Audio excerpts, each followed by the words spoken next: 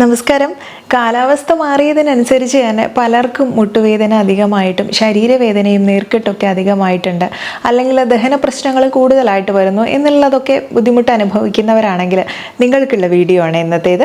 കേരളീയർക്ക് ഏറ്റവും പ്രിയപ്പെട്ട ഒരു ഭക്ഷണം തന്നെയാണ് കഞ്ഞി. ഈ കഞ്ഞി എന്നുള്ളത് ദഹന പ്രശ്നങ്ങൾ അകറ്റാനും ഇതുപോലുള്ള ഒരുപാട് ബുദ്ധിമുട്ടുകൾക്കുള്ള ഒരു പരിഹാര മാർഗമാണ്. പനി, വയറിളക്കം അല്ലെങ്കിൽ ഊർജം കുറഞ്ഞിട്ടുള്ള ഒരു അവസ്ഥ ഇതൊക്കെ മാറ്റിയെടുക്കും എന്നുള്ളതാണ്. അരിയും വെള്ളവുമാണ് കഞ്ഞിയിലെ മുഖ്യ ഘടകങ്ങൾ എങ്കിലും ഇതിന്റെ അനുപാതത്തിൽ വരുന്ന വ്യത്യാസം കാരണം ദ്രവ്യങ്ങൾ വ്യത്യാസപ്പെടുന്നതിനനുസരിച്ച് ഇതിന്റെ ഗുണമേന്മയിലും വ്യത്യാസപ്പെടും. ഇതിൽ തന്നെ പ്രധാനിയാണ് കർക്കിടക കഞ്ഞി എന്നുള്ളത്. എന്നാൽ കർക്കിടക കഞ്ഞി മാത്രമാണോ ഉള്ളത്? അല്ല, പലതരം ആരോഗ്യ പ്രശ്നങ്ങൾക്ക് പ്രത്യേക കഞ്ഞികളായിട്ടുണ്ട്. അതിൽ ആദ്യത്തേത് നമ്മൾ പരിചയപ്പെടുന്നത് കർക്കിടക കഞ്ഞിയാണ്. ഔഷധം ചേർത്ത് തിളപ്പിച്ച വെള്ളത്തിൽ അരിയിട്ട് വേവിച്ചുണ്ടാക്കുന്ന കഞ്ഞികൾ വളരെ ആരോഗ്യദായകമാണ്. ഓരോ രോഗത്തിനും അനുസൃതമായ ഔഷധങ്ങളാണ് ചേർക്കേണ്ടത്. പ്രമേഹം, രക്താതിമർദ്ദം, സന്ധിവാതം, വാതരോഗങ്ങൾ ഇവ അകറ്റി ശരീരത്തിന് ഉറപ്പും ശക്തിയും വീണ്ടെടുക്കാൻ ഔഷധക്കഞ്ഞികൾ സഹായിക്കും. നമ്മുടെ നാട്ടിൽ ഏറെ പ്രചാരമുള്ള ഒന്ന് തന്നെയാണല്ലോ കർക്കിടക കഞ്ഞി. ഇത് കർക്കിടക മാസത്തിൽ അത്താഴ സമയത്ത് കഴിക്കുന്നതാണ് ഏറെ ഉത്തമം. 10 ദിവസം മുതൽ 1 മാസം വരെ ഉപയോഗിച്ചാൽ നല്ല മാറ്റം കാണാൻ പറ്റും. പിന്നെ ഒഴിച്ചിൽ പിഴിച്ചിൽ ഇങ്ങനെയുള്ള പഞ്ചകർമ്മ ചികിത്സയ്ക്ക് ശേഷമാണെങ്കിലോ ഏറെ ഉത്തമം. കഞ്ഞി കുടിക്കുന്ന കാലത്ത് ഒപ്പം ഇത്തരം പഞ്ചകർമ്മ ചികിത്സകളൂടെ ചെയ്തു കഴിഞ്ഞാൽ ദോഷങ്ങളെല്ലാം തന്നെ അകന്ന് ശരീരം ശുദ്ധമാകും. കർക്കിടക കഞ്ഞിയുടെ ഉപയോഗത്തിന്റെ സമയത്ത് തന്നെ മദ്യപാനം, പുകവലി, മത്സ്യ മാംസങ്ങൾ, മുട്ട, ലഹരി പദാർത്ഥങ്ങൾ, കഠിന അധ്വാനം, ഉറക്കമൊഴിക്കൽ, ദൂരയാത്ര ഇവയൊക്കെ ഒഴിവാക്കുന്നതാണ് നല്ലത്. ഇനി കർക്കിടക കഞ്ഞി തന്നെ നമ്മുടെ വീട്ടിൽ വളരെ എളുപ്പത്തിൽ തയ്യാറാക്കാനും പറ്റും. എങ്ങനെ തയ്യാറാക്കി എടുക്കാം എന്നുള്ളതൂടെ പറയാം. അരിയുടെ 10 അളവിൽ ഔഷധങ്ങളുടെ പൊടി ചേർത്താണ് കഞ്ഞി തയ്യാറാക്കേണ്ടത്. ഉലുവയും കുത്തരി അല്ലെങ്കിൽ പുഴുക്കലരി പൊടിയരിയും ചേർത്തും അല്ലെങ്കിൽ ഉലുവയും ഞവരയരിയും ചെറുപയറും ചേർത്തും കഞ്ഞി ഉണ്ടാക്കിയിട്ട് തേങ്ങാപ്പാലും ജീരകപ്പൊടിയും ഉപ്പും ചേർത്ത് കർക്കിടക കഞ്ഞി കുടിച്ചാൽ ശരീരതാപം അകറ്റി ശക്തിയും ദേഹപുഷ്ടിയും ഉണ്ടാകും. തവിടുള്ള കുത്തരി, ഉലുവ ഇവ വേവിച്ച് പലതരം മരുന്ന് പൊടികളും തേങ്ങാപ്പാലും ചേർത്ത് ഉണ്ടാക്കുന്ന കഞ്ഞി പാക്കറ്റുകളും കർക്കിടക മാസത്തിൽ വിപണിയിൽ എത്താറുണ്ട്. ഇത്തരം കഞ്ഞികളിൽ ഏറെ പ്രധാനപ്പെട്ടതും വളരെ നല്ല ഒരു കർക്കിടക കഞ്ഞിക്കൂട്ടും കൂടെ ഞാൻ പരിചയപ്പെടുത്തുന്നുണ്ട്. ഡോക്ടർ വിദ്യാലക്ഷ്മിയുടെ അണ്ടറിൽ തയ്യാറാക്കുന്ന വേദാത്മികയുടെ ഇത്തരം കഞ്ഞിക്കൂട്ടുകൾ നമുക്ക് ഇത്തരം ആരോഗ്യ പ്രശ്നങ്ങൾ അകറ്റാനും ഈ നീർക്കെട്ട് അകറ്റാനും ഈ പറഞ്ഞ ഗുണങ്ങളൊക്കെ തരുന്നതാണ്. പ്രത്യേകതരം പൊടിമരുന്നുകളൂടെ ചേർത്തുണ്ടാക്കുന്ന ഈ കഞ്ഞി കിറ്റുകൾ ആവശ്യമുള്ളവർക്ക് നിങ്ങൾക്ക് താഴെ കൊടുത്തിരിക്കുന്ന കോണ്ടാക്ട് നമ്പറിൽ ബന്ധപ്പെടാവുന്നതാണ്. അതുപോലെ തന്നെ ഇത് കർക്കിടക മാസത്തിൽ ഞാൻ പറഞ്ഞല്ലോ, കഞ്ഞി മാത്രം ഉപയോഗിക്കുക എന്നുള്ളതല്ല, കഞ്ഞി കുടിക്കുന്നതിന് കൂടെ തന്നെ ഇത്തരം ആരോഗ്യ പ്രശ്നങ്ങൾ വല്ലതും ഉള്ളവരാണെങ്കിൽ കർക്കിടക ചികിത്സയും കൂടെ നടത്തി കഴിഞ്ഞാൽ വളരെ ഉത്തമമാണ്. ഇത് രണ്ടും കൂടെ ആയാൽ ശരീരം മൊത്തത്തിലൊന്ന് ക്ലെൻസ് ആക്കാൻ വേണ്ടിയും അടുത്ത വർഷത്തേന് ബോഡി വളരെ കരുത്തുറ്റതാക്കാനും ഒക്കെ തന്നെ നമുക്ക് സഹായിക്കുന്ന വളരെ ചിട്ടയോട് കൂടിയിട്ടുള്ള ഒരുപാടേറെ പഞ്ചകർമ്മ ചികിത്സകളും വേദാത്മികയിൽ ലഭ്യമാണ്. കോഴിക്കോട് സ്ഥിതി ചെയ്യുന്ന വേദാത്മികയിലെ കോണ്ടാക്ട് ചെയ്യാൻ മറക്കേണ്ട. ഈ കഞ്ഞിക്കൂട്ടുകൾ നിങ്ങൾക്ക് ഒരുപാട് ഉപകാരപ്പെടും. ഇനി വീട്ടിൽ തയ്യാറാക്കാനാണെങ്കിലോ കുറുന്തോട്ടി വേര്, അതുപോലെ ചെറുള, ചിറ്റരത്ത, കയ്യോന്നി, പർപ്പടകപ്പുല്ല്, കൊഴുപ്പ, ചെറുപുള്ളടി, ബലിക്കറുക, ചെറുചീര ഇവ ചേർത്ത് പിഴിഞ്ഞ നീരിലോ ഇവയുടെ പൊടി കലക്കിയ വെള്ളത്തിലോ അരിയിട്ട് വേവിച്ച് തേങ്ങാപ്പാലും അല്പം നെയ്യ് അല്ലെങ്കിൽ ഉപ്പ് ഇവയൊക്കെ ചേർത്ത് നമുക്ക് കഴിക്കാം.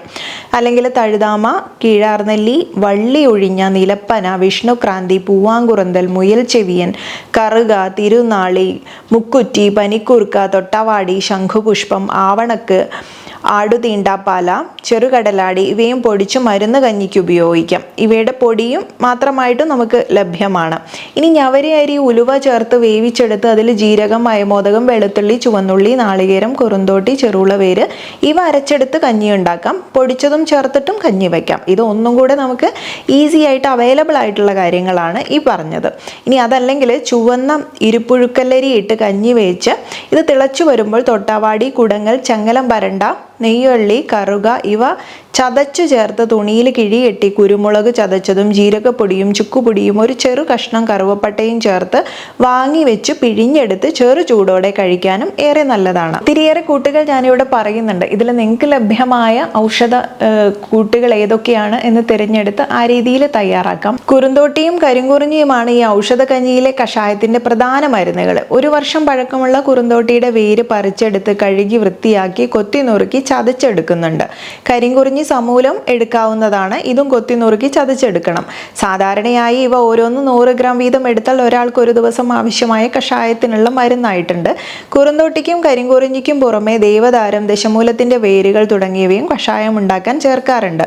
200 ഗ്രാം ചതച്ചെടുത്ത് ഈ മരുന്നുകൾ 3 ലിറ്റർ വെള്ളത്തിൽ കഷായം വെച്ച് 1.5-2 ലിറ്റർ ആക്കി വറ്റിക്കണം. വറ്റിക്കഴിഞ്ഞ കഷായം ചൂടാറുന്നതോടുകൂടി നന്നായി തിരുമ്മി പിഴിഞ്ഞ് അരിച്ചെടുക്കുക. പിഴിഞ്ഞെടുത്ത ഈ കഷായത്തിൽ 80 ഗ്രാം നവരയരിയോ നുറുക്കല്ലരിയോ ചേർത്തിട്ട് പതുക്കെ വേവിക്കുക. അരി വേവൻ കഷായം തികയാതെ വന്നാൽ പാകത്തിന് വെള്ളം തിളച്ചത് ചേർക്കാം. അതുപോലെ അരി ഏതാണ്ട് വെന്ത് പാകമായാലും മഞ്ഞൾ, ജീരകം, കരിഞ്ജീരകം, ചതകുപ്പായ, മോദകം, ഉലുവ, കുരുമുളക്, ആശാളി, കക്കുംകായയുടെ പരിപ്പ്, ചുക്ക്, കാട്ടുതിപ്പലി വേര്, കടുകപ്പാലയരി, കൊത്തമ്പാലയരി, ഏലക്കായ, ചെറിയ ഉള്ളി, വെളുത്തുള്ളി, ഇന്തുപ്പ് തുടങ്ങിയ 3 ഗ്രാം വീതം അരച്ചു ചേർത്ത് വീണ്ടും തിളപ്പിക്കാം. അരവു മരുന്നുകളിൽ പ്രാദേശികമായി വ്യത്യാസവും കാണാറുണ്ട്. ഏതെങ്കിലും അരവു മരുന്ന് അനുയോജ്യമല്ലാത്തതുണ്ടെങ്കിൽ അത് ഒഴിവാക്കുകയും ചെയ്യാം. ഇനി തിളച്ചുകൊണ്ടിരിക്കുന്ന കഞ്ഞിയിലേക്ക് അരമുറി നാളികേരം ചിരകി അരച്ചു ചേർക്കാം. വീണ്ടും തിളപ്പിക്കാം. അല്ലെങ്കിൽ തേങ്ങാപ്പാൽ, ആട്ടിൻപാല്, പശുവിൻ പാല് 1/2 ഗ്ലാസ് വീതം ചേർക്കുകയും ചെയ്യാം. ഇപ്രകാരം തയ്യാറാക്കി നമുക്ക് ഔഷധ കഞ്ഞി വെളിച്ചെണ്ണയിലോ നെയ്യിലോ ചെറിയുള്ളി മൂപ്പിച്ച് വറവിടുക. ഇങ്ങനെയാണ് കഞ്ഞി ഉണ്ടാക്കേണ്ടത്.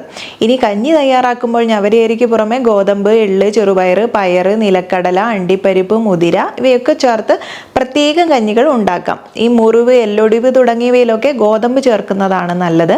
എല്ലുകൾക്ക് ബലം കിട്ടാനും എല്ല് തേയ്മാനത്തിനും പ്രായമാകുന്നവരിൽ എല്ലുകളിൽ ദ്വാരങ്ങൾ വീഴുമ്പോഴും എള്ള് ചേർക്കുന്നതാണ് നല്ലത്. പ്രോട്ടീൻ ആവശ്യമാകുമ്പോഴാണ് ചെറുപയറും പയറും കഞ്ഞിയിൽ ചേർക്കുന്നത്. നിലക്കടലയും അണ്ടിപ്പരിപ്പും മാംസപുഷ്ടി ഉണ്ടാക്കാൻ ഏറെ നല്ലതാണ്. ശരീരത്തിന് ഊർജ്ജം ലഭിക്കാനും ചൂട് കുറയ്ക്കുന്നതിനും മുതിര ചേർക്കുന്നത് വളരെ നല്ലതാണ്.